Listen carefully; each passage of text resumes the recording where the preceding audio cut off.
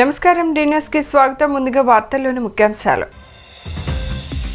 తాడేపల్లిలో గంగానమ్మ తల్లి ఆలయ పునర్నిర్మాణ ప్రారంభోత్సవ కార్యక్రమంలో పాల్గొన్న రాష్ట్ర మంత్రి నారా లోకేష్ దంపతులు. వారికి ఘన స్వాగతం పలికిన ఆలయ కమిటీ పెద్దలు. ఇంద్రకీలాద్రిపై అమ్మవారికి బంగారు బోనాలు సమర్పించిన తెలంగాణ మహంకాళి అమ్మ దేవస్థానం కమిటీ సభ్యులు. 2 తెలుగు రాష్ట్రాల నుంచి వేలాదిగా తరలివచ్చిన భక్తులు. నగరంలో ఘనంగా జరిగిన మాజీ కేంద్ర మంత్రి పర్వతనేని ఉపేంద్ర 88వ జయంతి వేడుకలు. నిబద్ధత గల రాజకీయ నేత ఉపేంద్ర అంటూ కితాబిచ్చిన కార్పొరేటర్ వీరమాచినేని లలిత. పోలవరం నిర్వాసితుల పునరావాసానికి ప్రాధాన్యమిచ్చి డ్యాం కడితే రాష్ట్రానికి మేలు జరుగుతుందన్న సిపిఎం జాతీయ నాయకులు బివి రాఘవులు. చంద్రబాబు చెప్పే దాంట్లో నిజం లేదంటూ విమర్శలు. తాడేపల్లిలోని గంగానమ్మ తల్లి ఆలయ పునర్నిర్మాణ ప్రారంభోత్సవ కార్యక్రమంలో రాష్ట్ర విద్య, ఐటీ, ఎలక్ట్రానిక్స్ శాఖల మంత్రి నారా లోకేష్ దంపతులు పాల్గొన్నారు. లోకేష్ బ్రాహ్మణులకు ఆలయ కమిటీ పెద్దలు ఘన స్వాగతం పలికారు. అమ్మవారికి లోకేష్ దంపతులు ప్రత్యేక పూజలు నిర్వహించారు. ఈ సందర్భంగా మంత్రి లోకేష్ మాట్లాడుతూ సమృద్ధిగా వర్షాలు కురిసి ప్రజలు సుభిక్షంగా ఉండేలా చూడాలని కోరుతూ ప్రతి ఏటా ఆషాఢ మాసంలో గంగానమ్మ తల్లి ఉత్సవాలు నిర్వహించడం హర్షణీయమని అన్నారు. తాడేపల్లికి చెందిన సీనియర్ నేత దొంతిరెడ్డి సామిరెడ్డి నేతృత్వంలో ఇటీవల ఆలయాన్ని పునర్నిర్మాణాన్ని చేపట్టారు. ఆలయ పునర్నిర్మాణ కార్యక్రమాన్ని విజయవంతంగా పూర్తి చేసిన సీనియర్ నేత దొంతిరెడ్డి సామిరెడ్డి కమిటీ సభ్యులను ప్రత్యేకంగా అభినందించారు. ఆలయ అభివృద్ధికి తమ వంతు సహాయ సహకారాలు అందిస్తామని చెప్పారు. ఈ సందర్భంగా నిర్వహించిన అన్నదాన కార్యక్రమంలో మంత్రి లోకేష్ పాల్గొన్నారు. ఈ కార్యక్రమంలో టీడీపీ నియోజకవర్గ సమన్వయకర్త నందం అబదయ్య, జనసేన నియోజకవర్గ సమన్వయకర్త చిల్లపల్లి శ్రీనివాస్, టీడీపీ తాడేపల్లి టౌన్ అధ్యక్షుడు వల్లభనేని వెంకట్రావు, టీడీపీ, జనసేన, బీజేపీ నియోజకవర్గ ముఖ్య నేతలు పాల్గొన్నారు. 2 తెలుగు రాష్ట్రాల ప్రభుత్వాల పరిపాలన చాలా అద్భుతంగా సాగుతుందని జోగిని నిషా క్రాంతి తెలిపారు. గతంలో తాము చెప్పిన విధంగా ప్రభుత్వాలు మారడం జరిగిందని ఆమె పేర్కొన్నారు. తెలుగు ప్రజలు ఆరోగ్యంగా ఉండాలని అమ్మవారికి భక్తి శ్రద్ధలతో పూజలు చేయడం జరిగిందని చెప్పారు. తెలంగాణ మహాకాళి అమ్మ దేవస్థానం నుండి విజయవాడ నగరంలో కొలువు తీరిన శ్రీ దుర్గా మల్లేశ్వర స్వామి దేవస్థానంలో జమ్మిదొడ్డిలో ప్రత్యేక పూజలు నిర్వహించి దేవతామూర్తులకు నైవేద్యంతో బంగారు బోనంకు పూజలు చేశారు. ఆషాఢ మాసం బోనాల ఉత్సవాలను ప్రారంభించారు. 2 తెలుగు రాష్ట్రాల నుంచి వేలాదిగా వచ్చిన ప్రజలు అమ్మవారికి మొక్కులు చెల్లించి ఆశీర్వాదం అందుకున్నారు. మేళ తాళాలతో, విచిత్ర వేషధారణతో, ఊరేగింపుతో పాటు పోతురాజుల విన్యాసాలతో బోనాల పండుగ ధూమ్ధామ్గా జరిగింది. దేవస్థానం ఈవో రామారావు దగ్గరుండి బోనాల ఉత్సవాలను ఘనంగా ప్రారంభించారు. ఇంద్రకీలాద్రిపై వెలిసిన కనకదుర్గమ్మకు తెలంగాణ రాష్ట్రం నుంచి భక్తులు బంగారు బోనం సమర్పించారు. బంగారు బోనాన్ని శిరస్సుపై ధరించి నృత్యంతో దుర్గా రాత్రికి ఊరేగింపుగా బయలుదేరి అమ్మవారికి బంగారు బోనాన్ని సమర్పించడం జరిగిందని చెప్పారు. గత కొన్ని సంవత్సరాల నుండి శ్రీ మహంకాళి దేవస్థానం నుండి అమ్మవారికి బోనాలు సమర్పించుకుంటున్నామని పేర్కొన్నారు.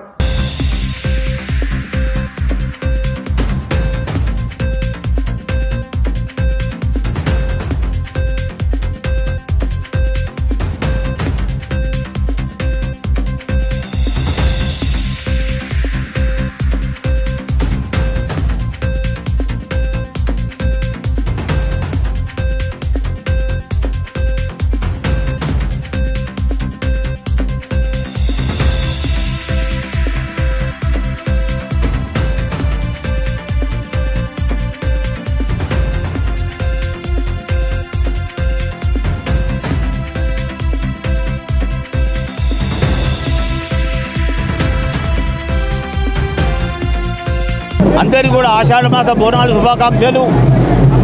ఈ బోనాల నైవేద్యం సమర్పణ 2018 ప్రారంభించాము. ఈ మాకు ముఖ్య ఉద్దేశం ఒకటి, ఇరు రాష్ట్రాలు బాగా ఉండాలి, వర్షాలు బాగా పడాలి, పంటలు బాగా పండాలి, అదేవిధంగా ఇరు రాష్ట్రాలు కూడా సుభిక్షంగా ఉండాలని, అష్టైశ్వర్యాలతో ఆయురారోగ్యాలతో ఉండాలి అని అమ్మవారిని కోరుకుంటూ ఈ బంగారు పాత్రలో నైవేద్యం సమర్పించడం జరుగుతుంది. తెలంగాణ ప్రజలు మరి ఆంధ్ర ప్రజలందరికీ బోనాల పండుగ శుభాకాంక్షలు. మా ఉమ్మడి దేవాలయం కమిటీ తరపు నుంచి అమ్మవారికి 15 సంవత్సరాల నుంచి చీరే, సారే, గాజులు, పండ్లు పూలు అమ్మవారికి సమర్పిస్తున్నాము. అలాగే మా తెలంగాణ సంస్కృతి బోనము, ఆ బోనం కూడా అమ్మవారికి ఆషాఢ మాసంలో సమర్పిస్తున్నాము. చాలా సంతోషంగా అనిపిస్తుంది. ఇది 7వ సంవత్సరం అమ్మవారికి బంగారు బోనం కూడా సమర్పిస్తున్నాము. మా కమిటీ వాళ్ళు ఒక భారీ ఎత్తున 2 రాష్ట్రాలు కలిసి ఉండాలని చెప్పి కోరుకుంటూ, ఈ దుర్గమ్మ కూడా మాకు తెలంగాణ ఆడపడుచులాగా భావిస్తూ మేము అమ్మవారికి చీరే సారి సమర్పించుకుంటున్నాం. నిబద్ధత గల రాజకీయ నేత పర్వతనేని ఉపేంద్ర అని 28వ డివిజన్ కార్పొరేటర్ వీరమాచినేని లలిత ప్రశంసించారు. ఆయన స్ఫూర్తితోనే తాము రాజకీయాల్లో ప్రవేశించామని ఆమె తెలిపారు. ఉపేంద్ర వంటి నేతలను అందరూ స్ఫూర్తిగా తీసుకోవాలని ఆమె కోరారు. మాజీ కేంద్ర మంత్రి పర్వతనేని ఉపేంద్ర 88వ జయంతి వేడుకలు టీడీపీ నేత వీరమాచినేని కిషోర్ నేతృత్వంలో బీఆర్టీఎస్ రోడ్లో ఫుడ్ జంక్షన్ వద్ద జరిగాయి. ఈ కార్యక్రమంలో ఉపేంద్ర కుమారులు, కుమార్తె లగడపాటి పద్మ, ఇతర కుటుంబ సభ్యులు పాల్గొన్నారు. ఈ సందర్భంగా ఉపేంద్ర విగ్రహానికి పూలమాలలు వేసి ఘన నివాళులు అర్పించారు. ఈ కార్యక్రమంలో 28వ డివిజన్ కార్పొరేటర్ వీరమాచినేని లలిత పాల్గొని దివంగత ఉపేంద్రకు నివాళులు అర్పించారు. అనంతరం ఆమె మాట్లాడుతూ ఉపేంద్ర ఎంతో నిబద్ధత గల రాజకీయవేత్త అని ప్రశంసించారు. ఉపేంద్ర స్ఫూర్తితోనే తన భర్త కిషోర్ తాను రాజకీయాల్లోకి వచ్చామని తెలిపారు. ఉపేంద్ర వంటి రాజకీయ మేధావి స్ఫూర్తితో ప్రజలకు మరింత మెరుగైన సేవలు అందిస్తామని ఆమె స్పష్టం చేశారు. ఈ కార్యక్రమంలో పలువురు టీడీపీ స్థానిక నాయకులు పాల్గొన్నారు.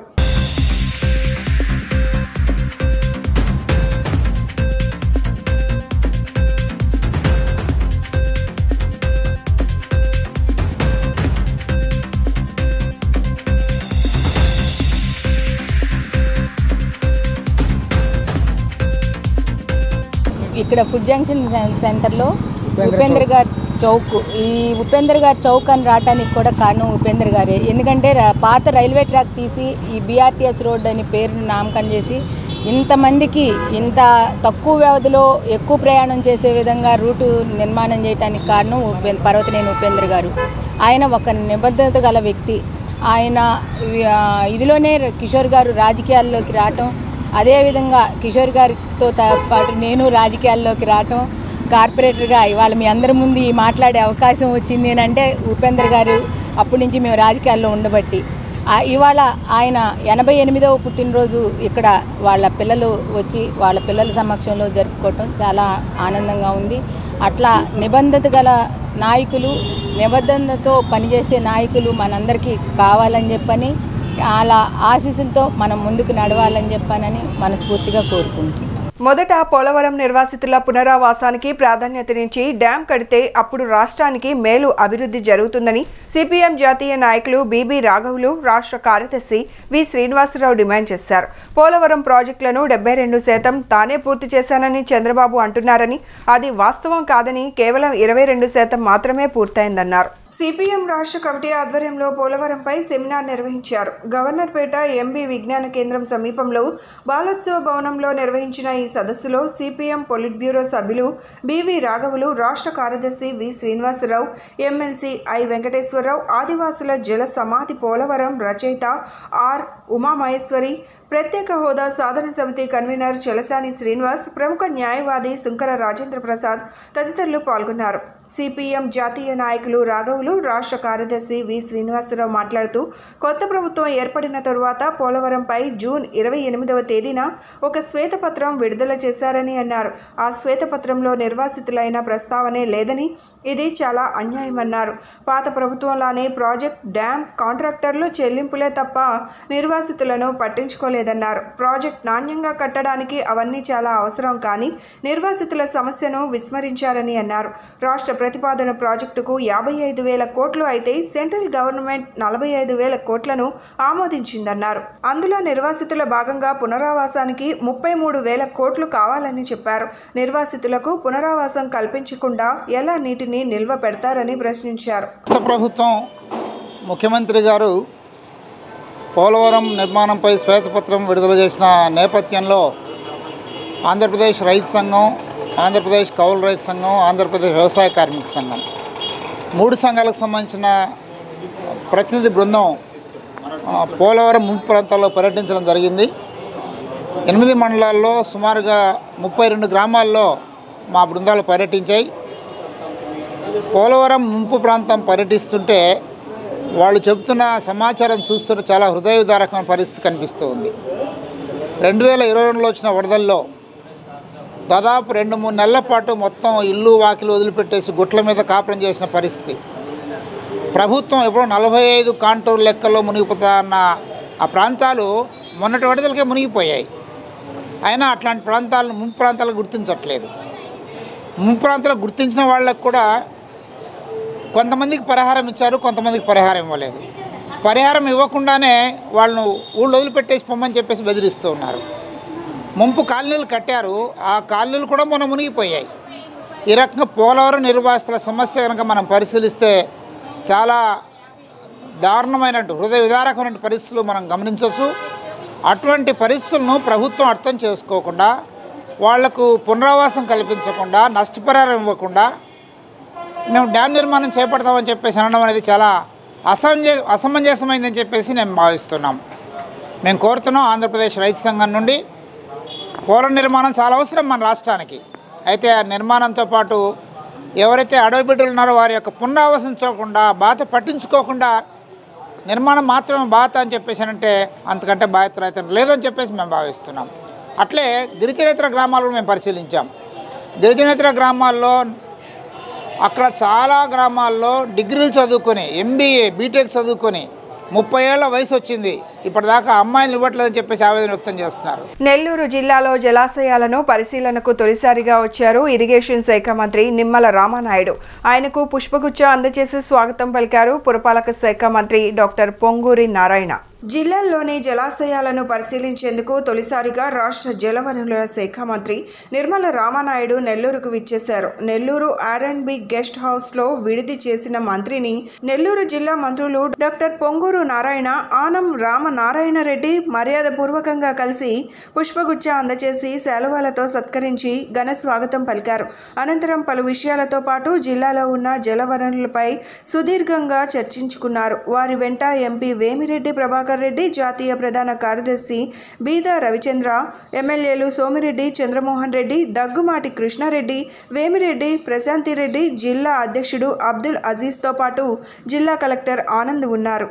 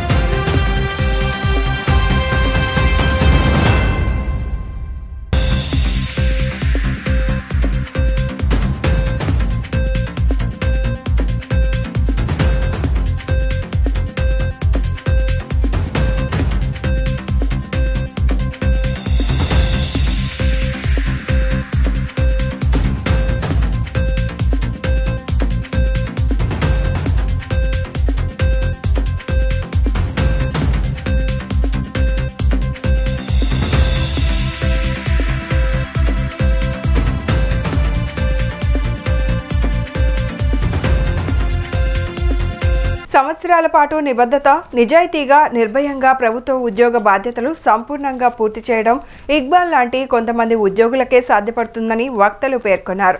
జీతం కోసం కాకుండా ఉద్యోగాన్ని ఒక పవిత్రమైన బాధ్యతగా గుర్తించి ఆ పదవి ద్వారా అందరికీ న్యాయం అందించిన ప్రభుత్వ ఉద్యోగి ఇక్బాల్ అని వక్తలు పేర్కొన్నారు. బందర్ రోడ్ శేష సాయి కళ్యాణ మండపంలో ఏపీ NGO నేత మహమ్మద్ ఇక్బాల్ పదవి విరమణ సందర్భంగా ఆత్మీయ అభినందన సభ జరిగింది. సెంట్రల్ నియోజకవర్గం శాసనసభ్యుడు బోండా ఉమామహేశ్వరరావు మాట్లాడుతూ ఇక్బాల్ ప్రభుత్వ ఉద్యోగిగా ఒకవైపు సేవలందిస్తూ మరొక వైపు NGO నేతగా ఉద్యోగుల న్యాయమైన హక్కుల కోసం పోరాటం చేసి అనేక విజయాలను సొంతం చేసుకున్న గొప్ప ఉద్యోగ సంఘ నేత ఇక్బాల్ అని కొనియాడారు. తూర్పు నియోజకవర్గం శాసనసభ్యుడు రామ్మోహన్ రావు మాట్లాడుతూ అన్ని రకాలైన పాత్రలను సమర్థవంతంగా పోషించి వాటికి సంపూర్ణ న్యాయం చేసిన మహమ్మద్ ఇక్బాల్ ధన్యజీవుడన్నారు. ఇక్బాల్ను ఆదర్శంగా తీసుకొని ప్రభుత్వ ఉద్యోగులు ముందుకు సాగాలన్నారు. చేశారన్నారు.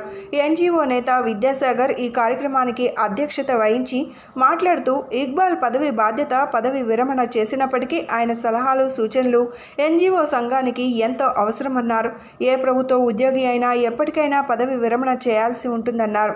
ఏ విషయాన్నైనా ఆకలింపు చేసుకుని ముందుకు సాగే నైజం ఇక్బాల్కి ఉందన్నారు. సిపిఎం నేత సిహెచ్ బాబురావు మాట్లాడుతూ పదవి విరమణ చేసిన ఇక్బాల్ మరింతగా ప్రజాసేవ చేసేందుకు ముందుకు రావాలని పిలుపునిచ్చారు. సన్మాన గ్రహీత మహమ్మద్ ఇక్బాల్ తొలుత అందరికీ ప్రత్యేక కృతజ్ఞతలు తెలిపారు.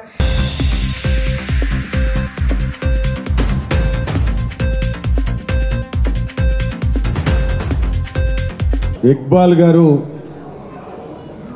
నాకు విజయవాడ పార్లమెంటరీ నియోజకవర్గంలో తెలుగుదేశం పార్టీ అభ్యర్థిగా నిలబడిన దగ్గర నుంచి అంటే సుమారు 25 సంవత్సరాల నాడు నేను 1999లో తెలుగుదేశం పార్టీ అభ్యర్థిగా నిలబడినప్పుడు మా తెలుగుదేశం పార్టీలో సీనియర్ నాయకుడైన చెన్నుపాటి గాంధీ గారి ద్వారా ఆయనతోనూ కుటుంబంతోనూ ఇక్బాల్ గారి బంధువులందరితోనూ కూడా నాకు ప్రేమపూర్వకమైన అభిమానం పొందినప్పుడు ఇందాక చాలామంది చెప్పారు ఇక్బాల్ గారి గురించి. కానీ ఇక్బాల్ గారి సతీమణి గారు చాలా సందర్భాల్లో మాకు జిల్లా ఆఫీసర్గా వచ్చినప్పుడు ఎంతో ఒక అన్నలాగా భావించి ప్రజల యొక్క సమస్యలు ఏది ఇచ్చినా కూడా దాన్ని పాజిటివ్గా ఎంతో హృదయంతో పనిచేసిన సోదరిమణి. నగరంలో ఉన్నటువంటి ఉద్యోగులు కార్మికులు అందరినీ కూడా ఒక వేదిక మీదకి తీసుకురాగలిగినటువంటి కార్యక్రమాలు ఈ 30-40 ఏళ్ళలో వారు చేశారు. అందులో ఇక్బాల్ గారు చాలా ముఖ్యమైనటువంటి పాత్ర నిర్వహించారు. ఈ ప్రత్యేకత వారందరికీ కూడా చెప్పాలి. రెండోది, ఉద్యోగ నాయకులుగా ఉండడం సహజం.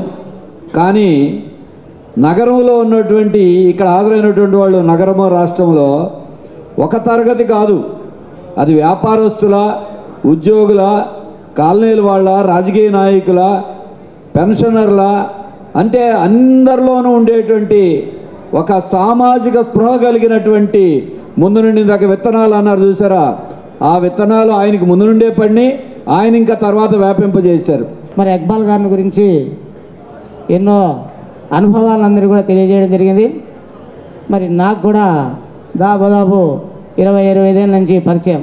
మేము జిల్లా అధ్యక్షులుగా ఉన్నప్పటి నుంచి ఆయన రాష్ట్రంలో ఉపాధ్యక్షులుగా, రాష్ట్ర జేఏసీలో సభ్యులుగా, ఇప్పుడు ప్రస్తుతం రాష్ట్ర జేఏసీలో కూడా ఉపాధ్యక్షులుగా కొనసాగడం, అదేవిధంగా వ్యవసాయ శాఖ అధ్యక్షులు కూడా కొనసాగడం, మరి ఎప్పుడు ఏ సమయానికి కూడా సంఘపరంగా ఆతృతగా ఉత్సాహంగా పిలిచిన వెంటనే వచ్చేవాడు. ఉదాహరణకు చెప్పారు, వస్తాడా అంటే ఇంటికాడ బయలుదేరింటాడని. అది వాస్తవమే. మచిలీపట్నంలోని సర్వజన ప్రభుత్వ ఆసుపత్రిలో 3 రోజుల శిశువు అపహరణ ఘటన కలకలం సృష్టించింది. నిన్న అర్ధరాత్రి గుర్తు తెలియని మహిళ నర్సు వేషంలో వచ్చి తల్లి దగ్గర ఉన్న శిశువును అపహరించుకుపోయింది.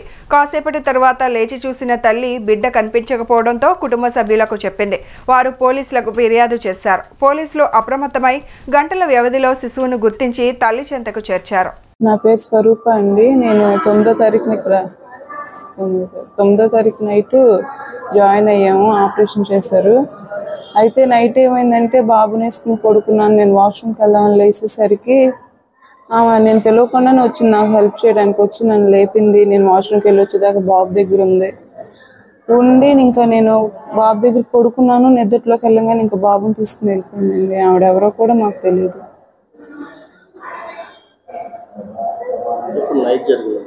నైటే జరిగిందండి.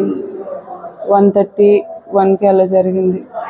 మేము 1:45-2కి లేచేసరికి బాబు లేడు మా దగ్గర. ఇంకా అలా మా నాన్న కింద ఉంటే మా నాన్నకి చెప్తే ఇంకా సెక్యూరిటీ వాళ్ళందరూ వచ్చి వెతికారు. మా బాబాయ్ వాళ్ళందరూ వచ్చి పోలీసులు ఫోన్ చేశారు. ఇంకా అక్కడికక్కడే అందరూ ఇన్ఫర్మేషన్ అంతా గ్యాదర్ చేసేసి వాళ్ళు రామానాయుడుపేట అంట వాళ్ళది కిడ్నాప్ చేసిన వాళ్ళే అక్కడ దొరికాడు బాబు. ఇంకా తీసుకొచ్చి పోలీసులు మాకు అప్పచెప్పారు, బాబుని అప్పచెప్పారు. మార్నింగ్ 5-6 కల్లా మాకు బాబుని అప్పచెప్పారు. బాబుకి ఇంకా వెంటిలేషన్లో ఐసీయూలో పెట్టారు, కొంచెం నీరసంగా ఉందనేసి. అంతేనండి. బాబుకి బాగానే ఉందండి, కొంచెం నీరసంగా ఉందనేసి ఐసీయూలో పెట్టారు, సెలైన్ ఎక్కుతుంది.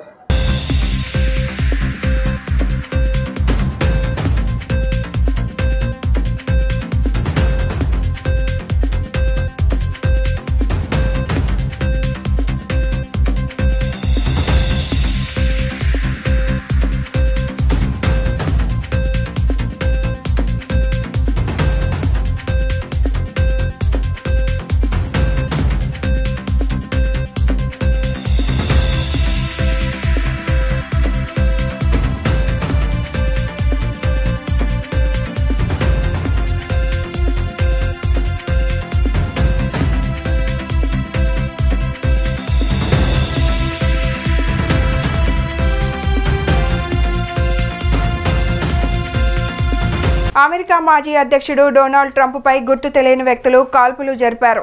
అమెరికా మాజీ అధ్యక్షుడు డొనాల్డ్ ట్రంప్పై దాడిని ప్రస్తుత ప్రెసిడెంట్ బైడెన్ తీవ్రంగా ఖండించారు. కాల్పుల ఘటనపై భద్రతా ఏజెన్సీల నుంచి వివరాలు అడిగి తెలుసుకున్నారు. అమెరికాలో హింసకు చోటు లేదని పేర్కొన్నారు. పూర్తి స్థాయిలో దర్యాప్తు జరిపిస్తామని తెలియజేశారు. ట్రంప్ ఆరోగ్యంగా ఉండాలని ఆకాంక్షిస్తున్నట్లు వెల్లడించారు.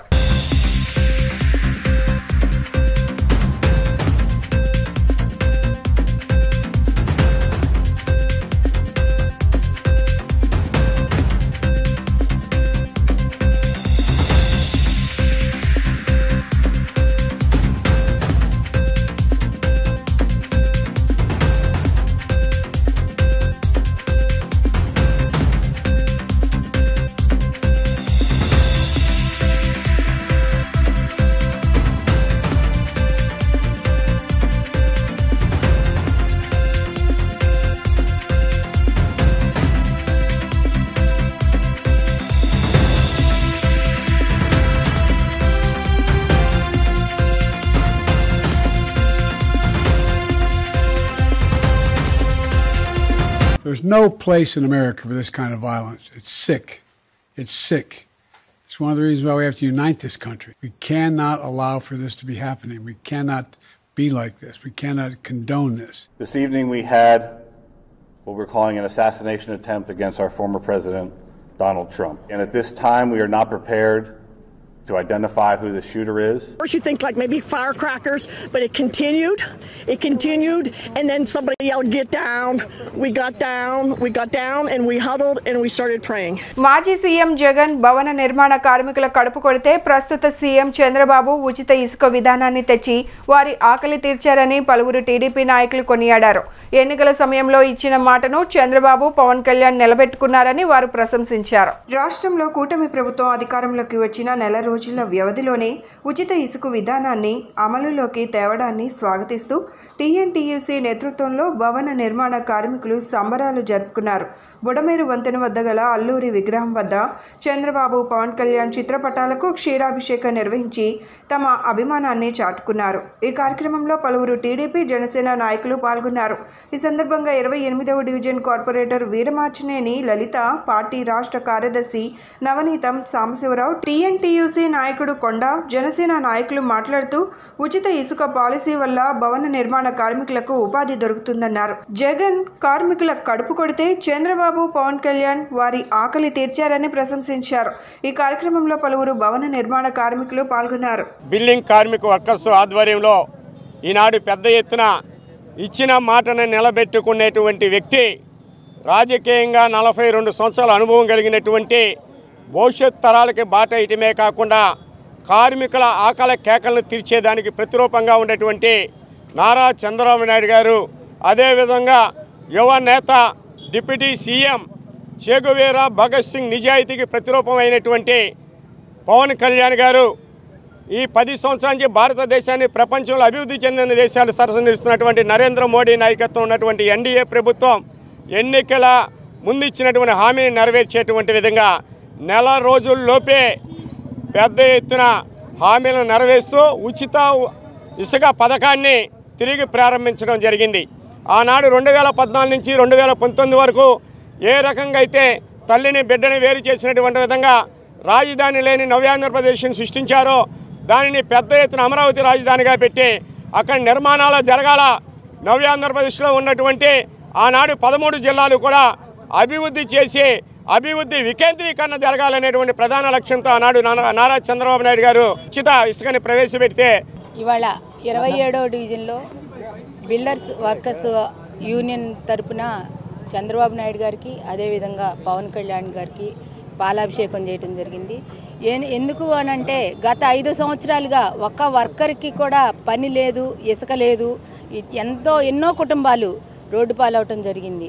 అదే చంద్రబాబు నాయుడు గారు గెలిచిన ఒక నెలలో ఇచ్చిన హామీల్లో పవన్ కళ్యాణ్ గారు కానీ చంద్రబాబు నాయుడు గారు కానీ చేసిన ప్రతిజ్ఞలేంటి, తీసుకున్న నిర్ణయాలేంటి బట్టి ఇసుక కార్మికులకి ఎంత పని ఉంటుందో అదేవిధంగా ఇసుక ఇచ్చిన మాట ప్రకారం ఇసుక రిలీజ్ చేయడం జరిగింది. నా పేరు బండారు వెంకటేశ్వరరావు, అందరూ కొండ అంటారు.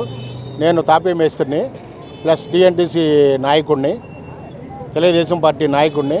సరే, ఈరోజు ఈ కార్యక్రమాన్ని పెట్టగల కారణం ఏంటంటే మన ప్రియతమ ముఖ్యమంత్రి వర్యులు నారా చంద్రబాబు నాయుడు గారు ఉచిత ఇసుక విధానాన్ని ప్రవేశపెట్టినందుకు కృతజ్ఞత భావంతో మా బిల్డింగ్ వర్కర్స్ యూనియన్ తరఫున ఈ పాలాభిషేకం చేయడం జరుగుతుంది. ముందుగా ఈరోజు ఉచిత ఇసుక విధానాన్ని ప్రవేశపెట్టినటువంటి సందర్భంగా విజయవాడ సెంట్రల్ నియోజకవర్గంలోని 27వ డివిజన్ నందు బిల్డింగ్ వర్కర్స్ యూనియన్ చేతుల మీదుగా కార్యక్రమం చేయడం జరిగింది.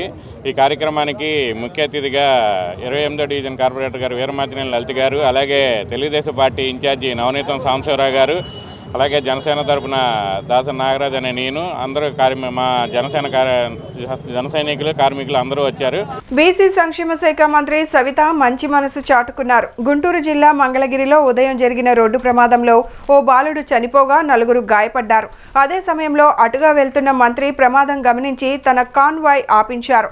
క్షతగాత్రులకు స్వయంగా మంచినీళ్లు అందించి తన కాన్వాయ్లోనే వారిని ఆసుపత్రికి పంపించారు. బాధితులకు మెరుగైన వైద్యం అందించాలని వైద్యులను ఆమె ఆదేశించారు.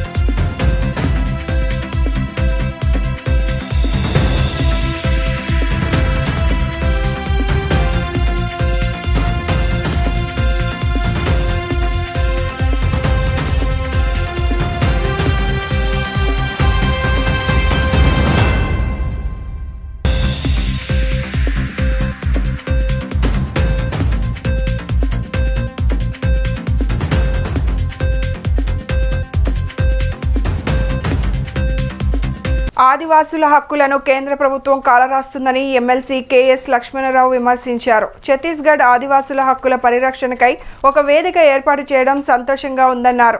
రాష్ట్రంలో పోలవరం నిర్మాణంపై విడుదల చేసిన శ్వేతపత్రం వాస్తవాలు చెప్పలేదని, అందులో నిర్వాసితుల ప్రస్తావన లేకపోవడం బాధాకరమన్నారు.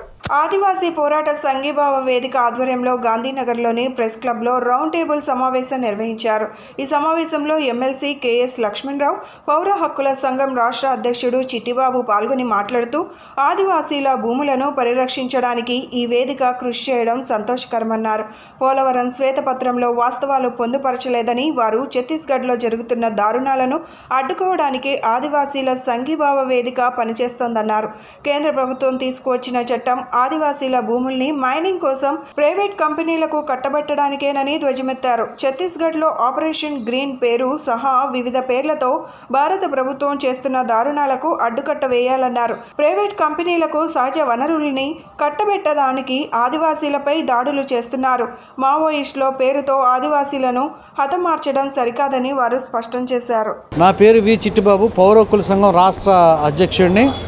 ఇవాళ ఆదివాసీ పోరాట సంఘీభావ కమిటీ సన్నా కమిటీని ఏర్పాటు చేస్తున్నాం. ఆ కమిటీని ఏర్పాటు చేయడానికి వాళ్ళ ప్రజా సంఘాలందరినీ పిలిచాం. రాష్ట్ర వ్యాప్తంగా ఉండేటువంటి ప్రజా సంఘాలని పిలిచి సమావేశం పెట్టాం. ఈ సమావేశంలో కగారులో జరుగుతున్నటువంటి ఆదివాసీల మీద హననం జరుగుతున్నటువంటి విషయాల్ని మాట్లాడుకుంటూ ఆ హన్నాన్ని ఆదివాసీలపై జరుగుతున్న హన్నాన్ని ప్రజలకు తెలియపరచడం కోసం ఐక్య సంఘటన కడుతూ అన్ని ప్రాంతాల్లో కూడా ఈ సమావేశాన్ని ఏర్పాటు చేసుకుని ముందుకెళ్ళాలనేది మా ప్రయత్నంలో భాగం. ఆర్టికల్ 5 కానీ ఆర్టికల్ 6లో ఉండేటువంటి రాజ్యాంగ హక్కులు ఏవైతే ఉన్నాయో ఇవాళ అటవీ ప్రాంతంలో ఉండేటువంటి హక్కులు ఉల్లంఘన చేయబడుతున్నాయి. ఇవాళ ఫారెస్ట్ కన్జర్వేషన్ రూల్స్ బిల్లు 2022లో తీసుకొచ్చారు.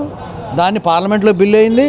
బిల్లు అయిన తర్వాత ఆగస్టు 2023లో దాన్ని చట్టం చేయబడ్డది.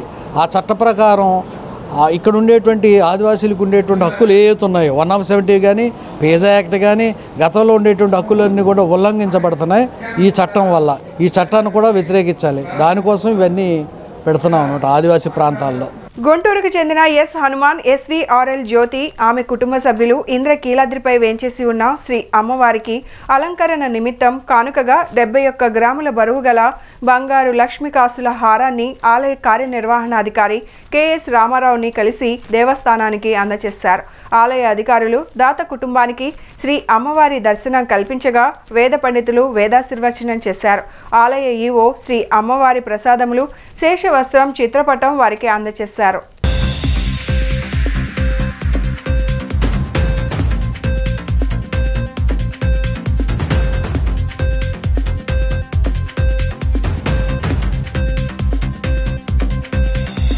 ఆంధ్రప్రదేశ్ తీరంలో పశ్చిమ మధ్య బంగాళాఖాతంలో సముద్ర మట్టానికి 5.8 కిలోమీటర్ల ఎత్తులో ఏర్పడింది. రాష్ట్రంలో ఉరుములు మెరుపులతో పాటు గంటకు 30 నుంచి 40 కిలోమీటర్లు ఈదురు గాలులతో అక్కడక్కడ తేలికపాటి నుంచి భారీ వర్షాలు కురిసే అవకాశం ఉంది. ఈ రోజు కొన్ని జిల్లాల్లో భారీ వర్షాలు కురుస్తున్నాయి.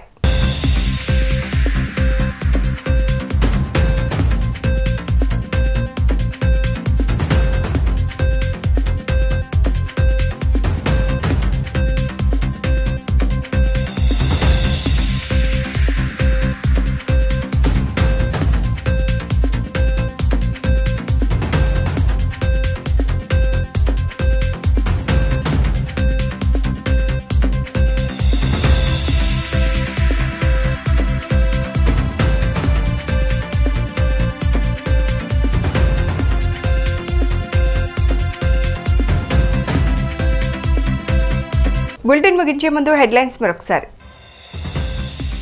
తాడేపల్లిలో గంగానమ్మ తల్లి ఆలయ పునర్నిర్మాణ ప్రారంభోత్సవ కార్యక్రమంలో పాల్గొన్న రాష్ట్ర మంత్రి నారా లోకేష్ దంపతులు. వారికి ఘన స్వాగతం పలికిన ఆలయ కమిటీ పెద్దలు. ఇంద్రకీలాద్రిపై అమ్మవారికి బంగారు బోనాలు సమర్పించిన తెలంగాణ మహంకాళి అమ్మ దేవస్థానం కమిటీ సభ్యులు. 2 తెలుగు రాష్ట్రాల నుంచి వేలాదిగా తరలివచ్చిన భక్తులు. నగరంలో ఘనంగా జరిగిన మాజీ కేంద్ర మంత్రి పర్వతనేని ఉపేంద్ర 88వ జయంతి వేడుకలు. నిబద్ధత గల రాజకీయ నేత ఉపేంద్ర అంటూ కితాబిచ్చిన కార్పొరేటర్ వీరమాచినేని లలిత. పోలవరం నిర్వాసితుల పునరావాసానికి ప్రాధాన్యమిచ్చి డ్యాం కడితే రాష్ట్రానికి మేలు జరుగుతుందన్న సిపిఎం జాతీయ నాయకులు బివి రాఘవులు. చంద్రబాబు చెప్పే దాంట్లో నిజం లేదంటూ విమర్శలు. ఇవి ఈనాటి bulletin updates. Keep watching the news.